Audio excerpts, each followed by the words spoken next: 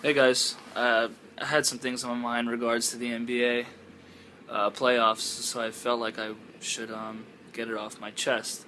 First thing I wanted to talk about is the Memphis Thunder series, and one of the things I noticed about this series is that Kevin Durant is doing a heck of a lot on the offensive side. I think that since Russell Westbrook's injury, he's increased his offense production 31%, which means he's taking more than 31% of the shots, free throws, anything that the ball is going through Kevin Durant 31 more percent of the time. And it goes to show you how much Russell Westbrook means to this team. Now, I've had so many arguments with friends and other people about his offensive productions. Everybody's like, what Russell Westbrook needs to do is just get out of the way and let Kevin Durant dominate a game. It doesn't look like that way. They're down 3-1. They had the best record in the West, which is, anytime you're losing to a lower seed, it's an upset. I know it doesn't look like an upset right now because Russell Westbrook isn't there, but I don't think anybody timed this. This injury was horrible timing, and I don't think anybody misses Russell Westbrook more than Kevin Durant and the fans of Oklahoma City. Russell Westbrook has been a great athletic point guard, one of the best point guards in the NBA. He's averaged almost 23, 24 points, 5 rebounds, almost 7, 8 assists per game. And I know Oklahoma City really needs that production. So all you Russell Westbrook hater fans, it goes to show you how much he really means to that team. And as a Miami Heat fan, I'll take Russell Westbrook anytime. You know what I mean? I'd take an athletic point guard anytime for this offense, especially for our team. You're seeing more athleticism out of Norris Cole, which I definitely do like, and I'll talk to you a little bit more about that later, Norris Cole's production. But I'm a little bit tired of the constant Russell Westbrook criticism. Durant reminds me of Allen Iverson pushing and pushing in the NBA Finals. I mean, Allen Iverson did get his team to that NBA Finals, which is one of the worst starting starting five of all time. I remember Dikembe Mutombo was at center, and Aaron McKee, Eric Snow, that older team. But that's a little bit it matches his production, Kevin Durant to Allen Iverson, and I don't think Kevin Durant can do it all. I don't know if he's proved that he could carry all that load by himself. And like I said before, I think he misses Russell Westbrook more than anybody. So all the haters need to keep quiet. And I know they did trade James Harden, there's definitely a hole. I don't think Kevin Martin is getting the job done in terms of replacing him, but I really don't think that's the problem right now. I think that there's too much for Kevin Durant to do on the offensive side of the ball, and there's not a lot of production on the offensive side. I mean, Ibaka has been stepping up. I read an article on ESPN that they said that Serge Ibaka should have been traded. He was the one that should have been traded instead of James Harden. I don't necessarily agree with that. I think that when you're in the West, you got to have bangers down low, and Serge Ibaka and Kendrick Perkins. I mean, they're some of the best big men in the game. Serge Ibaka is Defensive Player Candidate of the Year almost every year, and his production on both sides of the ball, and especially his improved jump shot, really helps the Thunder out. So I don't think he's the one that should have been traded. But looking at that Thunder team, like I said, this is really about Russell Westbrook, and I don't think there's any way without Russell Westbrook's production they would have even sniffed an NBA Finals last year. And it just goes to show you how much he means to that franchise. The second thing I want to talk about is the Heat and Bulls series. In defense to Derrick Rose, I am a Derrick Rose fan. I don't really like to see when players get hurt. I know we all had fun with the Instagramming and the picture uploads with Derrick Rose wearing a suit. You could buy his NBA playoff uniform, and it's a picture of his suit on Yahoo. People have had fun with his injury, but I'm going to be really honest with you guys. Do you honestly think that Derrick Rose, with the short-staffed Bulls that they are right now, do you honestly think that Derrick Rose should come back in a physical series like this? There's been over 100 personal foul calls in this series. There's been 2 ejections. There's been, technicals all around the board. It's about as physical a series as we've seen in a couple years. I would not step on the court if I was Derrick Rose.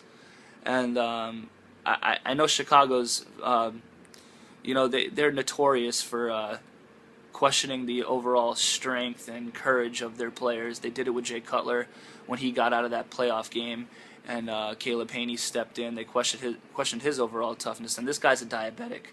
I don't think that there's anybody more tougher than Jay Cutler. He gets hit, especially with that horrible offensive line, and the fact that Jay Cutler gets hit so many times in the pocket, and he just sucks it all up. I mean, he had to get out of that playoff game, which was unfortunate, but Jay Cutler is one of the toughest quarterbacks in the NFL. I don't think there's any question about that. And that goes back to Derrick Rose. I don't think everybody can be a Michael Jordan. I mean, not every player can play through a flu, through an injury, banged up. You see what Dwayne Wade is trying to do with 2 bruised knees. I don't think Derrick Rose. These players haven't really had such a bad knee injury as Derrick Rose did. He tore his ACL, and it was definitely a bad tear. I'm not sure if he tore his MCL too in that injury, but it's definitely it was one of the worst injuries that I've ever seen on a basketball court, and I would definitely not come back if I was Derrick Rose to the series. I mean, obviously he's probably out for the remainder of it, but all the criticism, I really don't understand it. I would not want to play the Miami Heat if I'm nursing an injury, especially with the fact when you got your other players in Kirk Heinrich and Luol Deng who are out. I mean, that's another problem. That Chicago just looks gassed right now. They're playing their rotations with about 6 or 7 players, and they just look tired. I think the series is going to be over today. I don't think there's any question. I think the Bulls are just out of gas. You saw Nate Robinson struggling all game. I don't even think he hit a field goal in the game. I believe he went 0 for 13 or 0 for 12 in Game 4. And I look for Miami to coast in this game tonight. I'm really excited to play what looks like to be the Pacers, which I'm also disappointed about because I had so many bets going with the Knicks playing the Heat in the Eastern Conference Finals, but it doesn't even look like the Knicks are going to even get out of this second round. And with all that talent and Carmelo winning the scoring title, and they have a lot of all-star players on that team, and I expected bigger things, especially in the beginning of the year when they beat Miami by a margin of victory of over 20 points.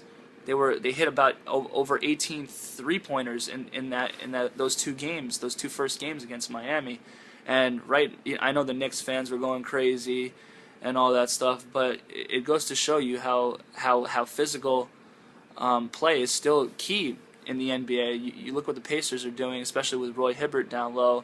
He's becoming one of the best centers in the NBA. And that left hook shot, using his left hand, that's been pivotal for Roy Hibbert. And I know Tyson Chandler was complaining about the fact that Carmelo Anthony and J.R. Smith aren't spreading the ball properly. I know he didn't say names, but that's who he's talking about. J.R. Smith and Carmelo take most of the shots, and the point guards don't really touch the ball enough. That's kind of what you see on the Lakers, with Steve Nash. And I just think that in terms of the Knicks, it's really disappointing. I wanted to make money. I know I'm pretty confident the Heat were going to beat the Knicks next series, so I'm a little bit sad that I missed out on a lot of money in this next round because I don't give the Knicks much of a chance against Indiana in this upcoming game. And that brings me to my last point with the Miami Heat. First of all, go Heat. Definitely proud of you guys. Great season overall. 66 wins. LeBron James got his 4th MVP. They just look so much different. They're healthier. I mean, we won a title last year. Basically beat up. Chris Bosh was coming off of injury. You saw LeBron James get hurt in that finals game. Dwayne Wade was still, having some knee issues. And But now, with the additions of Ray Allen and Chris Birdman Anderson, I can't tell you how much they've done for this team. I mean, Norris Cole, his production, I think he's only missed 1 3 so far in the NBA playoff.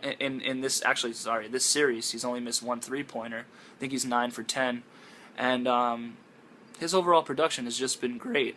I really think that Erik Spoelstra should consider even Norris starting in the next round against the Pacers. I know you don't want to mess with the lineup too much, but when you're playing a guy like when you're playing a guy like George Hill, you got to have speed and overall quickness, and especially one of the things I was thinking is having Birdman start against Roy Hibbert as well, because you need big bodies down low against West and Hibbert, and I think that Erik Spoelstra should really consider starting Norris Cole and Birdman in the starting lineup, because I don't think that Udonis is meant for a series like this, because Roy Hibbert can take over a game. He really can. David West has caused us a lot of problems in his NBA career. I think he averages over 20 points against the Heat this season, and his shot, when he's shooting well, the Pacers are a really hard team to beat. But I think we should have enough speed and athleticism to win that series, and I think Chalmers definitely has to step his game up, because Norris Cole is literally right on his tail. But that's really all I wanted to say. I hope you enjoyed the video. It was just me ranting a little bit, me giving some opinions of how I feel, and yeah, that's about it. So thanks, and I'll be sure to make another video soon.